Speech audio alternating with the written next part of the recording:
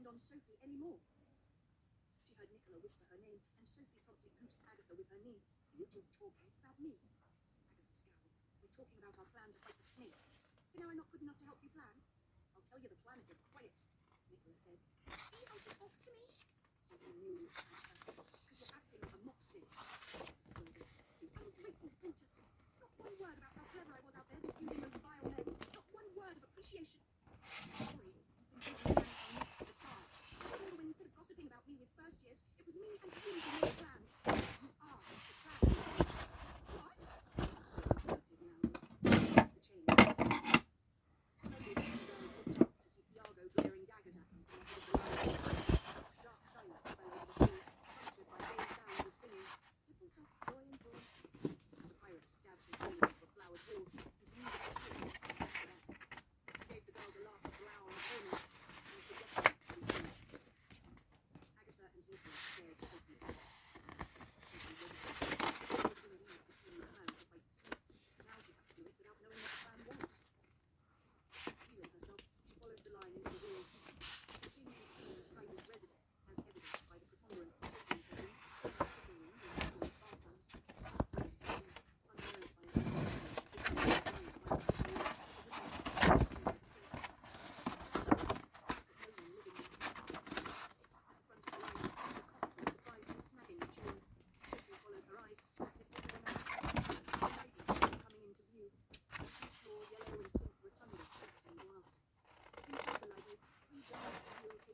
from the high ceiling, each packed to the brim with maids, guards, stewards, and members of the royal family.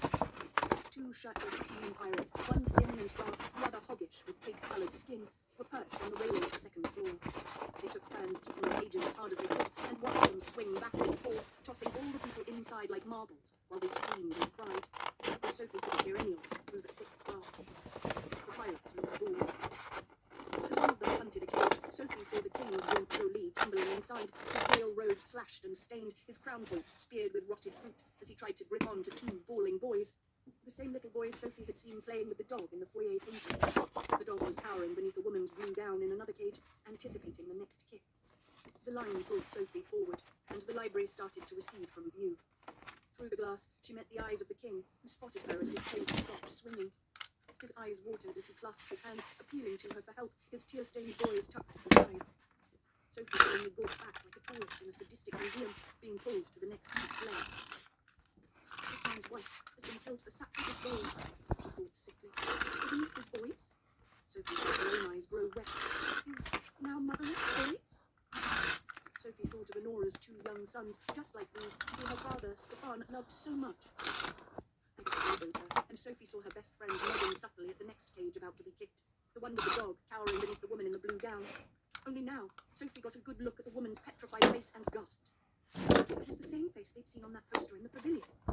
The one stamped, executed. The Queen of Jean Jolie was alive? Astonished, Sophie and Agatha watched the Queen try valiantly to reach through her cage bars and touch her children and husband as their cage swung past. The chain jerked Sophie and Agatha forward, and the library was out of sight. Dragged ahead, Sophie thought back to the Lady of the Lake, who'd looked just as tortured as the Queen of Jean Jolie. The snake could have killed the sorceress in Avalon, but instead he drained her magic and left her feckless and afraid. He could have killed this queen too, but instead he peddled news of her death. And he could have left Avalon without a trace, but instead he'd left that map in Chadwick's hands to taunt her. He's always one step ahead, like Evelyn Sader and Rafal used to be, Sophie thought. And this one plays games too, just like them. An unsettling thought crossed her mind. But why? If he has Arthur's blood, if he thinks he can pull Excalibur, why play games? Sophie held her breath. Was it really Camelot's crown the snake was after? Or was he after something else? Something more? Dit op je wereld kan opnieuw. Dus verkoop eenvoudig opnieuw en verdien opnieuw.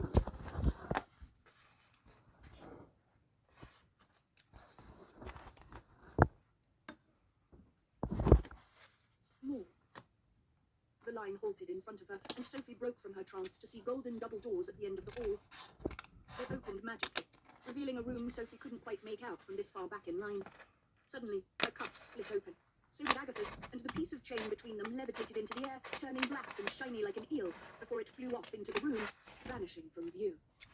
"You two," Thiago said, pointing a grubby fingernail at them. "Come here." Sophie and Agatha clasped each other's hands.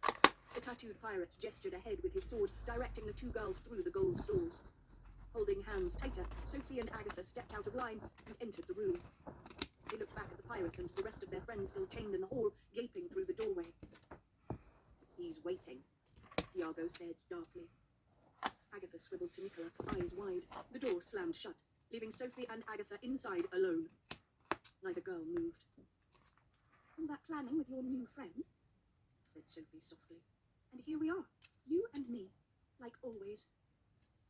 Agatha didn't answer. They peered around warily, expecting a trap. "No one's here," Agatha said, letting Sophie's hand go.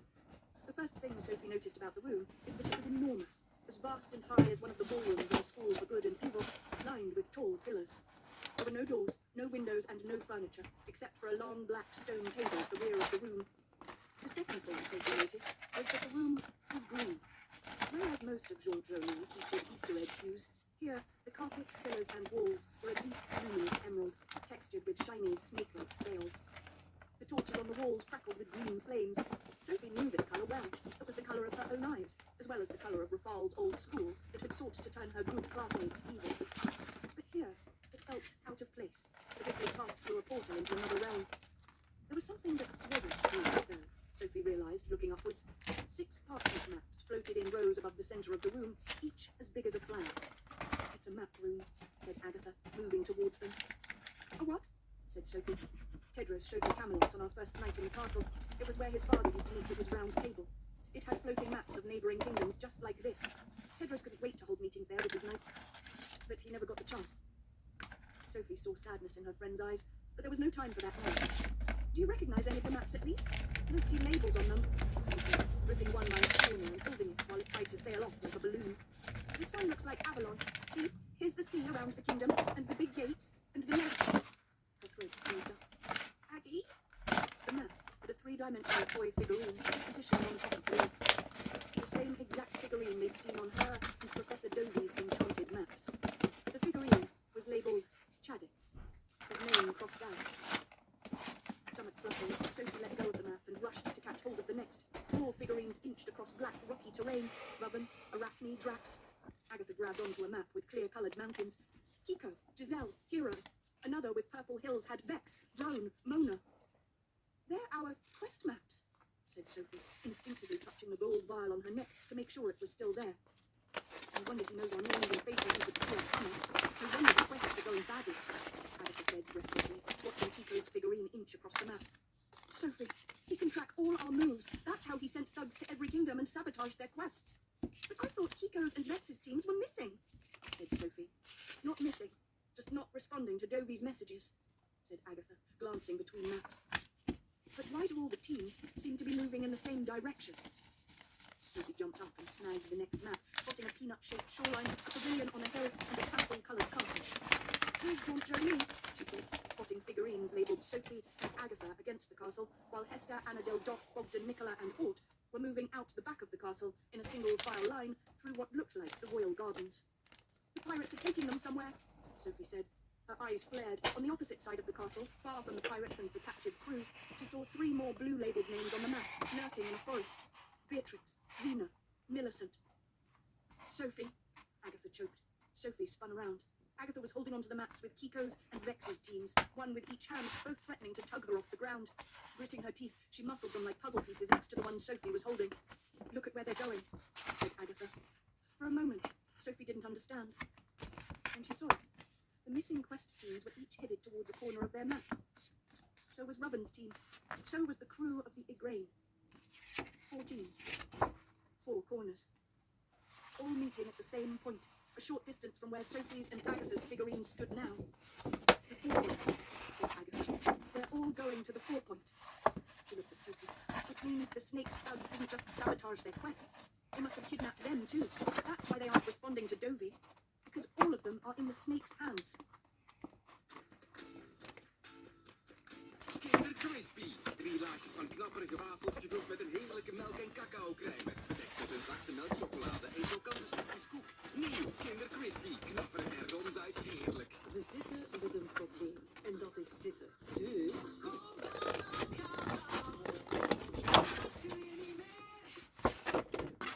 Two girls slowly raised their eyes to the infinite left, floating over their heads.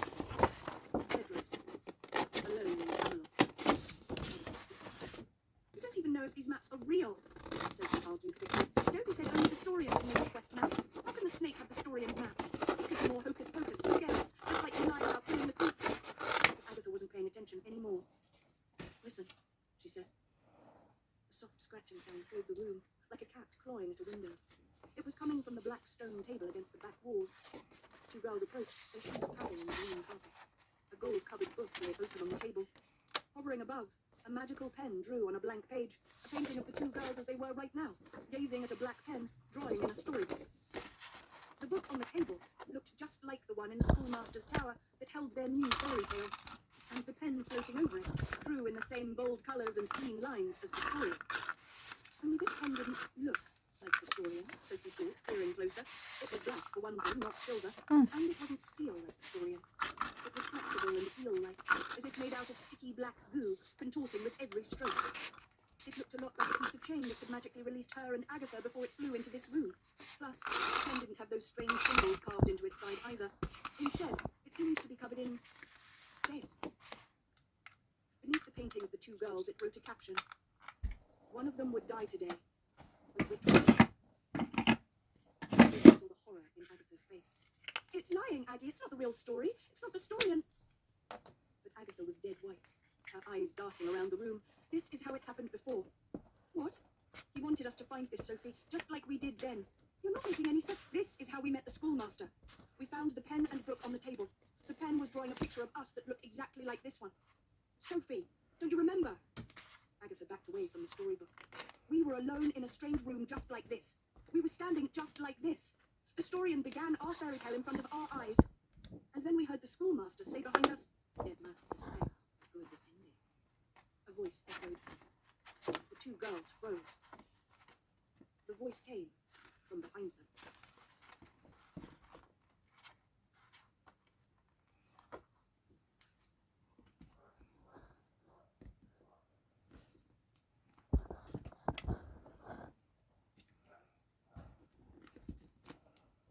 Chapter 18. Agatha, the pen that writes the truth. Agatha gripped Sophie's palm. The voice was low and crisp, definitely a man's. Holding tight, the two girls turned. At first, Agatha couldn't see anyone, the map room as quiet and deserted as when they came in. Then, she saw him. He was camouflaged into a pillar, hanging upside down, his body covered in the same shiny green scales as the rest of the room. His pose was like a lizard's, legs in a crouch, his torso flat against the column, with one hand outstretched and tapping the stone. Snikken! Hier was gewoon aan snikken opzetten, bezig om een snikker nog leuker te maken. Zo testen we hier een geniale uitvinding. Stone. Agatha could only make him out because of the whites of his unblinking eyes, glaring right at her, ice blue at the center. Sophie squeezed Agatha harder. Agatha knew why. Rafal had those eyes. He slithered down the column, his scales undulating along green stone like a snake through grass, his eyes never leaving the girls. As his hands touched the floor and he rose to stand, the scales on his body magically turned black, becoming snug black armor from neck to toe. He had Rafal's long and lean body, like a teenager's rather than a man's, muscles throbbing against his supple, skin-tight suit. His face, however, stayed green, his features obscured by the smooth, thick scales that shrouded his face like the schoolmaster's mask. As Agatha watched him come closer, her heart jumped. The scales on his face and body were moving. They rippled in gooey, wave-like ribbons that looked strangely similar to the pen, writing in the storybook on the table. Only now there were hundreds of these scaly strips, like a mass of eels crisscrossing up and down, right and left, as if his body was made out of them. From the way Sophie was pushing Agatha's hand, it was clear she was seeing this too. "Rafal?" Sophie whispered. He circled them quietly, his well-built chest rising and falling with his breath, his scales gleaming in the green torchlight, until he spoke again. Once upon a time, two girls wanted to find their way home. That is how your fairy tale began. All along, with pen sensed a good ending. Why else would it choose 2 readers to become legends? His blue eyes sparkled through his mask. And what ending it was. One girl becomes good's next queen, the other becomes evil's future, and the boy they each love becomes Camelot's lion. He sounds like a fall too, Agatha thought. But how? The schoolmaster was dead, his corpse shattered to ash by Tedros' sword. Her muscles locked. Unless the sword being stuck in the stone reversed the spell, unless Tedros failing his test brought Rafal back. Can a sword do that? But that's not how your story ends, he said, his tone sharpening. He looked at Sophie. You're not evil's future. He looked at Agatha. You're not good's next queen. He looked up at the map with Tedros' name, and he's not Camelot's lion. He continued to circle. You won't believe me, of course, because you trust the story, the pen that gave you a happy ending, the pen you think tells the truth. His shoulder grazed Agatha's arm, and she felt the eels on his body squiggle across her skin. She swallowed a scream. But just as there are 2 sides, with good and evil, with boys and girls, with old and new, there are also 2 sides to the truth. And until now, there's only been one pen. A pen that says, I am the snake, come into the woods. I am the snake, here to take down the lion. And you are the ones here to stop it. He approached the black pen, dangling over its painting of the girls. But what if there was a new pen? A pen that told a different truth. The storybook rose into the air, tilting towards Agatha and Sophie. It began to flip backwards through pages, the captions beneath the paintings lit up in green glow. Agatha's heart faltered as she saw a painting of Tedros, safe and sound, gathered with Merlin, Professor Dovey, Lancelot, and Guinevere at a dining table. But then she saw the caption. Back at Camelot, the snake plotted with his henchmen to keep his throne. The snake, Agatha blurted. Tedros. Henchmen, Sophie said. But the book had flipped back to a painting of Agatha and Sophie dragged through the pirates' pavilion on a chain. The 2 girls were led towards the castle to meet the lion. You're not the lion, Agatha thought. Only there were more paintings of Tedros and more captions. The snake tried again and again to pull King Arthur's sword, failing every time. The snake stood by and did nothing as kingdoms in the woods appealed for his help. The snake was a coward, so he let his princess take over his quest. But now the book returns to the very first page of its fairy tale.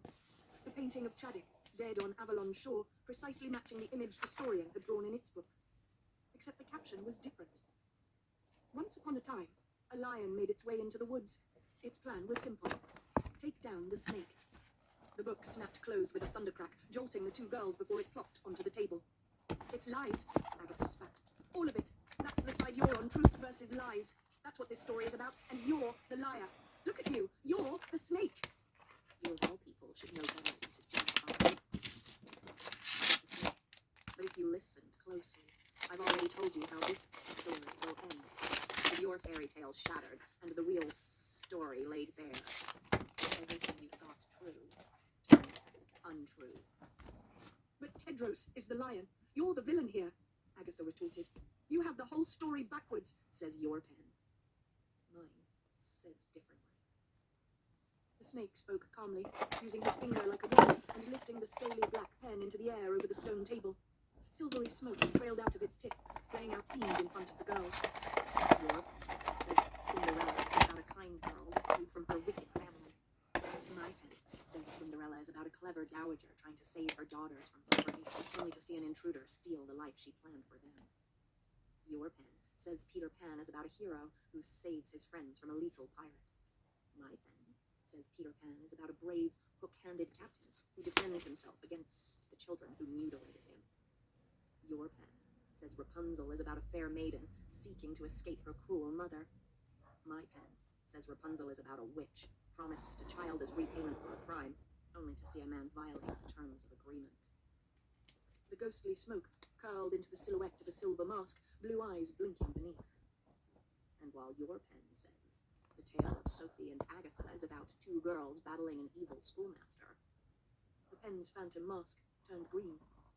My pen says it's about a young man's soul traveling through generations who finally found true love with a girl, only to learn it was a lie. The smoke dissipated, revealing the green-masked man behind it, his gaze on Sophie. Met de nieuwe Vinted-categorieën koop je spullen voor elke fase. Iets nodig? Koop het op Vinted. Verzekeren volgens Argenta. Je als een nummer behandelen bij schade? Doen we niet. De gemoedsrust van jouw gezin op... Behind it, his gaze on Sophie. It's not possible, Sophie sputtered. You can't be back. But from the way Agatha saw her looking at him, Sophie seemed to have no doubt he was. It all comes down to this. Your pen thinks I'm the snake. My pen thinks I'm the lion. So which pen is right? He asked. Yours that writes lies. He glared at the two girls, his black, scaly pen spinning over his black, scaly hand. Or mine that writes the truth. Instantly, all the scales of his body broke apart into 1,000 eels, lifting off him like puzzle pieces and suspending in midair, so that for a moment his head was separated from this fractured body. The slimy eels squirmed as they floated, with no visible heads or tails, each one identical to the snake's pen, which now hovered right above where his heart should be. But most startling of all were their squeals, high-pitched and knifing, like the sound of amplified rats growing louder and louder, until Agatha and Sophie both cowered, shielding their ears. In a flash, the eels went quiet and flew back into formation, rebuilding his shiny black suit. The pen had become part of him. The snake loomed over the girls. We'll see which is right in the end, won't we? From the way his eyes shimmered, Agatha knew he was smiling. She could see Sophie's face change. There was something here Sophie didn't recognize, something that didn't match up with her once evil prince. Who are you? Sophie breathed. Agatha felt it too. The schoolmaster had been Good's greatest nemesis, but the schoolmaster believed in the Storian. The schoolmaster believed in its truth, or at least the same truth they did. This snake saw lies as the truth, and truth as lies. For a second, Agatha was back at school, trying to reconcile two sides that once seemed so clear, and were now blurring into one. Out of the corner of her eye, she saw the open book, lying on the table, the painting of her and Sophie, lit by green torchlight. One of them would die today, but which one? More lies? Or was it the truth?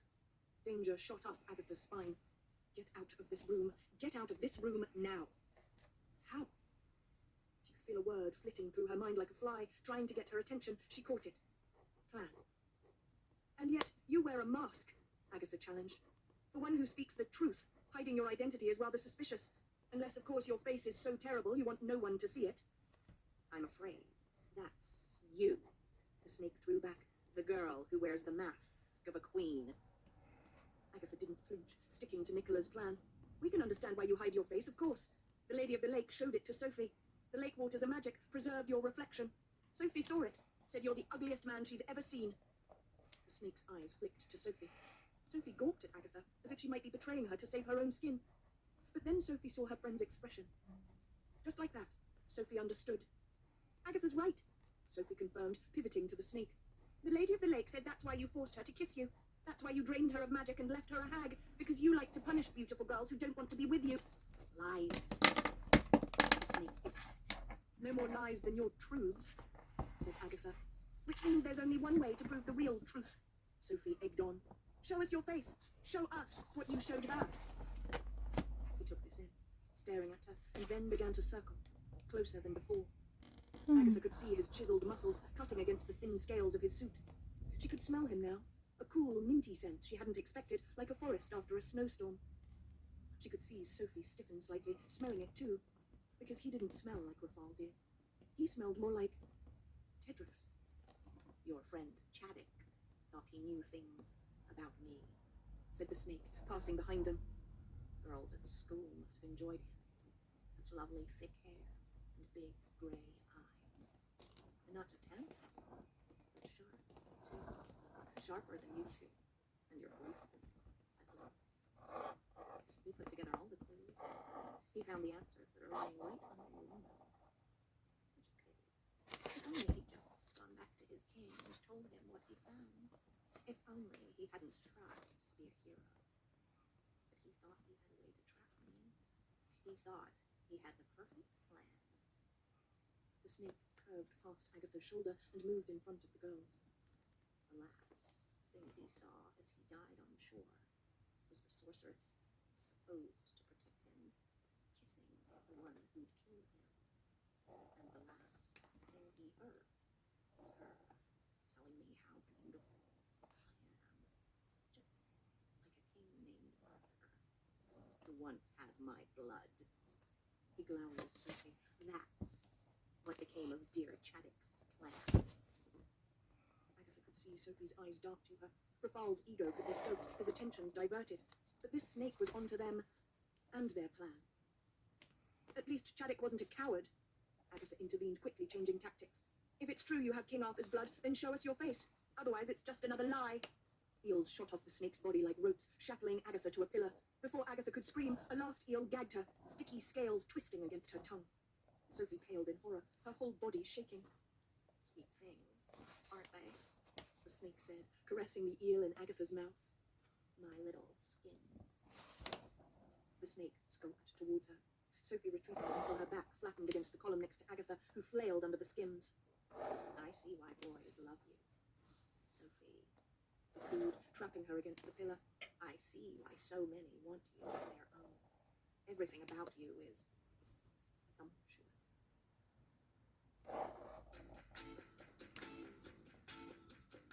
Kinder Crispy. 3 laagjes van knapperige wafels gevuld met een heerlijke melk- en cacao-crème. Bedekt met een zachte melkchocolade en krokante stukjes koek. Nieuw Kinder Crispy. Knapperig en ronduit heerlijk. Huidbescherming getest en goedgekeurd door baby's. Pampers, beste van de test door testaankoop.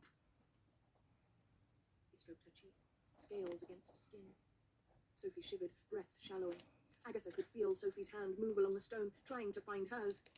That was Rafal's weakness, wasn't it? The snake said, curling closer, kissing the beautiful girl.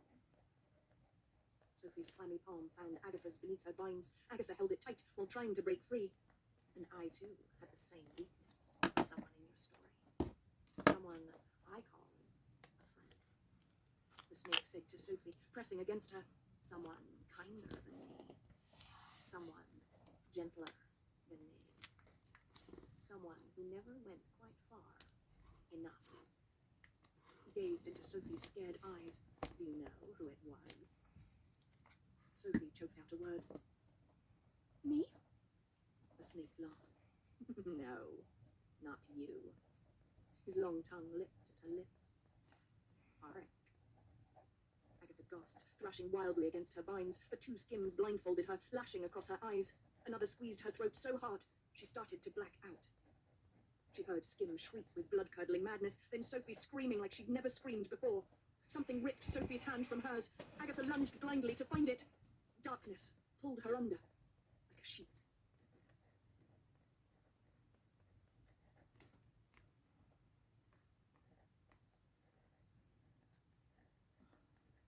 Chapter 20. Sophie, the Lion and the Snake. Sophie awoke to the smell of roses. She opened her eyes, feeling their petals drizzle down her back. A single wine-red bloom lay cupped in the lap of her baby blue dress. Her body was moving, magically coasting past bushes and flower beds as if pushed by a strong wind. White leaves and florets fluttered from trees overhead like an enchanted snow. I'm in a dream, she thought, her eyes still on the rose in her lap, its lush folds sparkling under a pink sunset. Not only because she was magically gliding through a garden under someone else's power, but because the rose matched the one Tedros had thrown into the crowd on the first day of school, hunting for the girl who would be his princess. A rose Agatha had caught, just like this.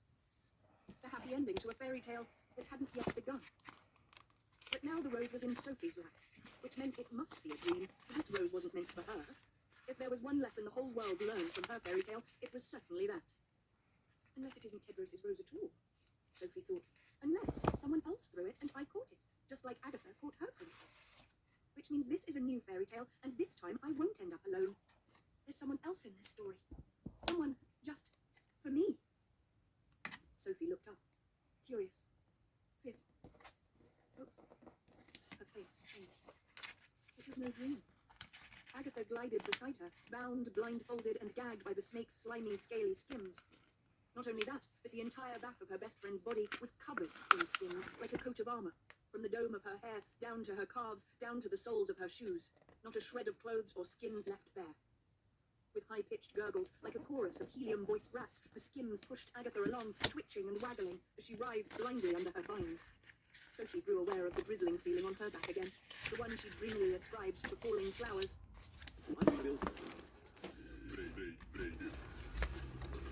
Wanneer je maar wil.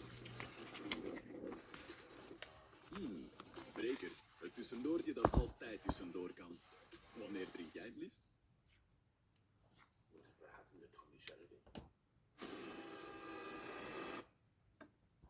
She dreamily ascribed to falling flowers.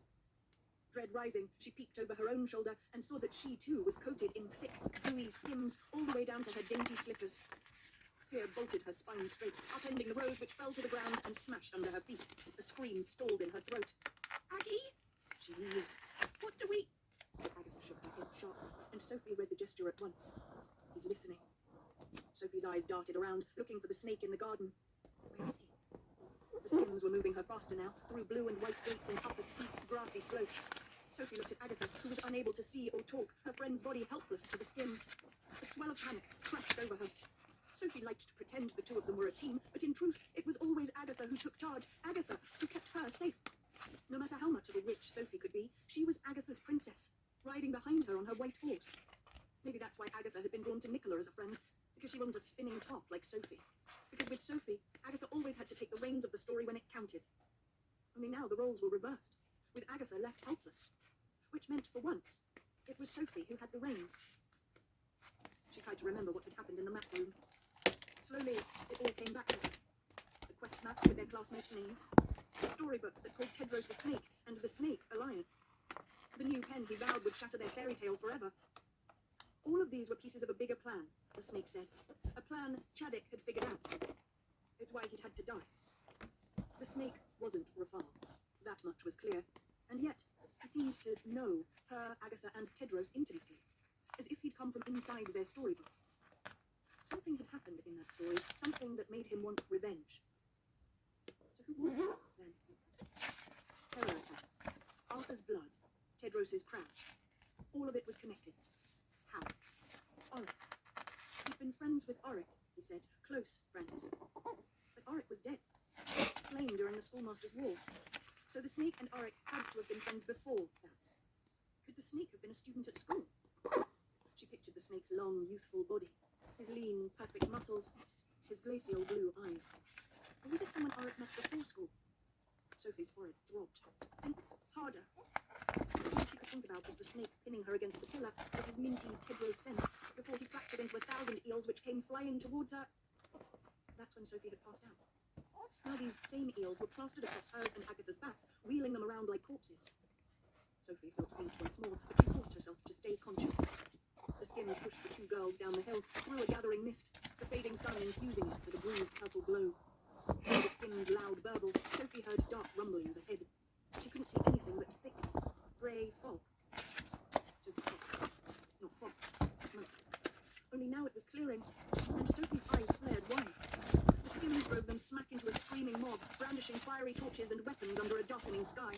The crowd spread as far as Sophie could see in every direction, converging from 4 different kingdoms around a walled-off plot of land. What point? Sophie thought. It's where her questmates were headed on the snake's quest map. Now she and Agatha were heading there too. Sophie spotted Camelot's flag flying high above the 4 point. Chills ran down her spine. The snake was bringing them all there for a reason. Even so, the 4 point was still 100 yards off, with at least 1,000 bodies in the way. The Skims paid no mind, barreling straight for the jagged ice walls and thrusting the two girls into the crowd with reckless force. Sophie ducked her head, jammed between men and trolls, children and centaurs, Skims gripping her tighter and tighter. She could hear the crowd as she squeezed through. King Tedros is on his way with his knights, a horned ogre said to his family. I thought Camelot had no knights anymore, said his lumpy ogre daughter. Then he'll fight single-handedly, his humpbacked mother assured. He's King Arthur's son. Useless king. That's what he is, roused her surly son. Don't even have Excalibur. Watch your mouth, boy. Heard folks say they saw him riding down Glass Mountain. A pastel-dressed man cut in. He'll be here soon. And he'll make whoever's responsible for this pay, growled a troll. Sophie's head jerked up. If they were all waiting for Tedros to save them, that means they're on our side. This whole crowd was on their side, good and evil. Everyone knew Agatha was Tedros' princess, and Sophie his friend. Everyone knew their fairy tale. She scribbled her head left and right, frantically making eye contact with the ogres and everyone else near her. But as the Skims rammed her and Agatha through the crowd, no one seemed to notice. Confused, Sophie started bucking against her vines, knocking hard into people and creatures who whirled around, peering angrily, but then went back to surging towards the walls. Undaunted, Sophie cried out, "Help! Someone help us!" A few people glanced in her direction, perplexed. Sophie tried harder. "We need help! It's us! Sophie and Agatha!" A Skim gagged her. "Won't anyone see us?" Sophie thought, flailing wildly. "They're acting like we're..." She stiffened. Lees, hoe leest je? Een deel van ons. Ontdek de kracht van epiceline in ons nieuwe Nivea Cellular Serum. Ons baanbrekend ingrediënt werkt op de huid op cellulair niveau en draait tekenen van huidveroudering terug in 2 weken. Nieuw Nivea Cellular Epigenetic Serum. Nivea voor de huid. The skins on her and Agatha's backs, they were made of snake scales, which meant they're invisible. Snakeskin was the one fabric that could hide its wearers, given the right hex. Sophie had used it for her own devilish designs at school. Indeed, her famous snakeskin cape now hung inside the exhibition of evil, cased in a special gallery dedicated to her and Agatha's fairy tale. But now the snake was cheekily